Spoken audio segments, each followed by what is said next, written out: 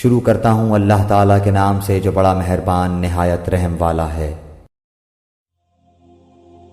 اسماعیل بن جعفر نے بیان کیا، ان سے ابو سہیل نے، ان سے ان کے والد مالک نے، اور ان سے طلحہ بن عبید اللہ رضی اللہ عنہ نے کہ ایک اعرابی پریشان حال بال بکھرے ہوئے رسول اللہ صلی اللہ علیہ وسلم کی خدمت میں حاضر ہوا۔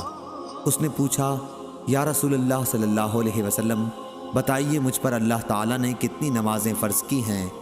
آپ صلی اللہ علیہ وسلم نے فرمایا کہ 5 نمازیں، یہ اور بات ہے کہ تم اپنی طرف سے نفل پڑھ لو۔ پھر اس نے کہا، بتائیے اللہ تعالیٰ نے مجھ پر روزے کتنے فرض کیے ہیں؟ حضرت صلی اللہ علیہ وسلم نے فرمایا کہ رمضان کے مہینے کے، یہ اور بات ہے کہ تم خود اپنے طور پر کچھ نفلی روزے اور بھی رکھ لو۔ پھر اس نے پوچھا، اور بتائیے زکوٰۃ کس طرح مجھ پر اللہ تعالیٰ نے فرض کی ہے؟ آپ صلی اللہ علیہ وسلم نے اسے شرع اسلام کی باتیں بتا دیں۔ جب اس اعرابی نے کہا، اس ذات کی قسم جس نے آپ صلی اللہ علیہ وسلم کو عزت دی، نہ میں اس سے جو اللہ تعالیٰ نے مجھ پر فرض کر دیا ہے کچھ بڑھاؤں گا اور نہ گھٹاؤں گا۔ اس پر رسول اللہ صلی اللہ علیہ وسلم نے فرمایا، اگر اس نے سچ کہا ہے تو یہ مراد کو پہنچا، یا آپ نے یہ فرمایا کہ اگر سچ کہا ہے تو جنت میں جائے گا۔ صحیح بخاری حدیث نمبر 1891۔ اسماعیل بن علی نے بیان کیا، ان سے ایوب نے، ان سے نافع نے، اور ان سے ابن عمر رضی اللہ عنہ نے بیان کیا کہ رسول اللہ صلی اللہ علیہ وسلم نے یوم عاشورہ کا روزہ رکھا تھا، اور آپ نے اس کے رکھنے کا صحابہ رحمہ اللہ کو ابتدائے اسلام میں حکم دیا تھا۔ جب ماہ رمضان کے روزے فرض ہو گئے تو عاشورہ کا روزہ بطور فرض چھوڑ دیا گیا۔ عبداللہ بن عمر رضی اللہ عنہ عاشورہ کے دن روزہ نہ رکھتے مگر جب ان کے روزے کا دن ہی یوم عاشورہ آن پڑتا۔ صحیح بخاری حدیث نمبر 1892۔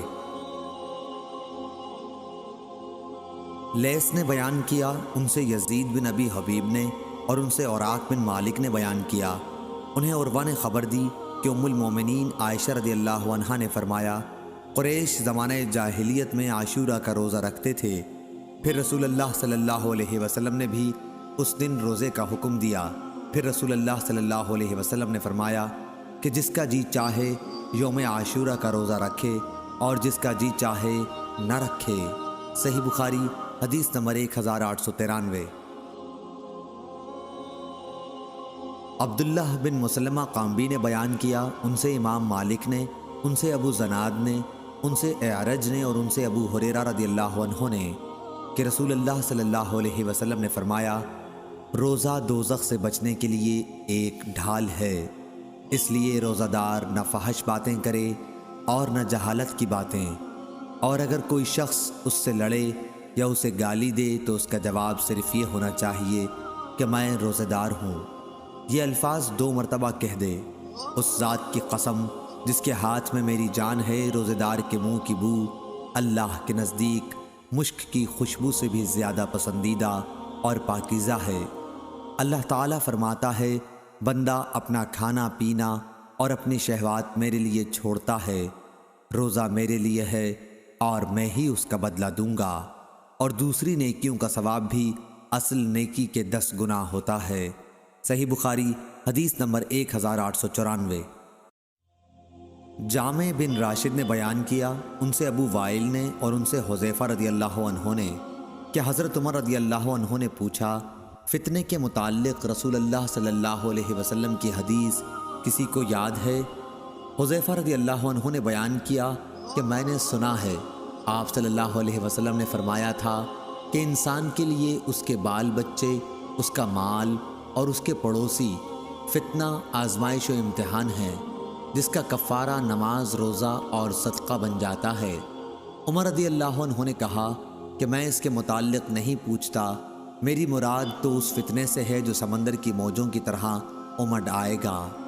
اس پر حذیفہ رضی اللہ عنہ نے کہا کہ آپ کے اور اس فتنے کے درمیان ایک بند دروازہ ہے، یعنی آپ کے دور میں وہ فتنہ شروع نہیں ہوگا۔ عمر رضی اللہ عنہ نے پوچھا، وہ دروازہ کھل جائے گا یا توڑ دیا جائے گا؟ حذیفہ رضی اللہ عنہ نے بتایا کہ توڑ دیا جائے گا۔ عمر رضی اللہ عنہ نے فرمایا کہ پھر تو قیامت تک کبھی بند نہ ہو پائے گا۔ ہم نے مسروق سے کہا آپ حذیفہ رضی اللہ عنہ سے پوچھئے کہ کیا عمر رضی اللہ عنہ کو معلوم تھا کہ وہ دروازہ کون ہے؟ چنانچہ مسروق نے پوچھا تو آپ نے فرمایا ہاں، بالکل اس طرح انہیں علم تھا جیسے رات کے بعد دن کے آنے کا علم ہوتا ہے۔ صحیح بخاری حدیث نمبر 1895۔ ابو حازم سلمہ بن دینار نے بیان کیا اور ان سے سہل بن سعدی رضی اللہ عنہ نے کہ رسول کریم صلی اللہ علیہ وسلم نے فرمایا جنت کا ایک دروازہ ہے جسے ریان کہتے ہیں، قیامت کے دن اس دروازے سے صرف روزے دار ہی جنت میں داخل ہوں گے، ان کے سوا اور کوئی اس میں سے نہیں داخل ہوگا۔ پکارا جائے گا کہ روزے دار کہاں ہیں؟ وہ کھڑے ہو جائیں گے، ان کے سوا اس سے اور کوئی نہیں اندر جانے پائے گا، اور جب یہ لوگ اندر چلے جائیں گے تو یہ دروازہ بند کر دیا جائے گا، پھر اس سے کوئی اندر نہ جا سکے گا۔ صحیح بخاری حدیث نمبر 1896۔ حمید بن عبد الرحمن نے بیان کیا اور ان سے ابو ہریرہ رضی اللہ عنہ نے بیان کیا کہ رسول اللہ صلی اللہ علیہ وسلم نے فرمایا جو اللہ کے راستے میں 2 چیزیں خرچ کرے گا اسے فرشتے جنت کے دروازوں سے بلائیں گے کہ اے اللہ کے بندے یہ دروازہ اچھا ہے۔ پھر جو شخص نمازی ہوگا اسے نماز کے دروازے سے بلایا جائے گا، جو مجاہد ہوگا اسے جہاد کے دروازے سے بلایا جائے گا، جو روزے دار ہوگا اسے باب ریان سے بلایا جائے گا، اور جو زکوٰۃ ادا کرنے والا ہوگا اسے زکوٰۃ کے دروازے سے بلایا جائے گا۔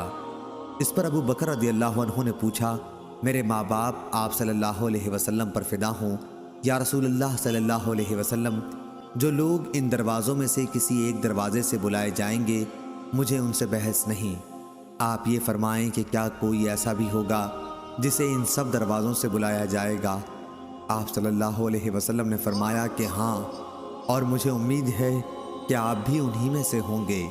صحیح بخاری حدیث نمبر 1897۔ اسماعیل بن جعفر نے بیان کیا، ان سے ابو سہل نافع بن مالک نے، ان سے ان کے والد نے، ان سے ابو ہریرہ رضی اللہ عنہ نے کہ رسول اللہ صلی اللہ علیہ وسلم نے فرمایا جب رمضان آتا ہے تو جنت کے دروازے کھول دیے جاتے ہیں۔ صحیح بخاری حدیث نمبر 1898۔ ابن شہاب ظاہری نے بیان کیا کہ مجھے بنو تمیم کے مولا ابو سہیل بن ابی انس نے خبر دی، ان سے ان کے والد نے بیان کیا اور انہوں نے ابو ہریرہ رضی اللہ عنہ کو کہتے سنا کہ رسول اللہ صلی اللہ علیہ وسلم نے فرمایا جب رمضان کا مہینہ آتا ہے تو آسمان کے تمام دروازے کھول دیے جاتے ہیں، جہنم کے دروازے بند کر دیے جاتے ہیں اور شیاطین کو زنجیروں سے جکڑ دیا جاتا ہے۔ صحیح بخاری حدیث نمبر 1899۔ سالم نے خبر دی کہ ابن عمر رضی اللہ عنہ نے کہا میں نے رسول کریم صلی اللہ علیہ وسلم سے سنا، آپ صلی اللہ علیہ وسلم نے فرمایا کہ جب رمضان کا چاند دیکھو تو روزہ شروع کر دو، اور جب شوال کا چاند دیکھو تو روزہ افطار کر دو، اور اگر ابر ہو تو اندازے سے کام کرو، یعنی 30 روزے پورے کر لو۔ اور بعض نے لیث سے بیان کیا کہ مجھ سے عقیل اور یونس نے بیان کیا کہ رمضان کا چاند مراد ہے۔ صحیح بخاری حدیث نمبر 1900۔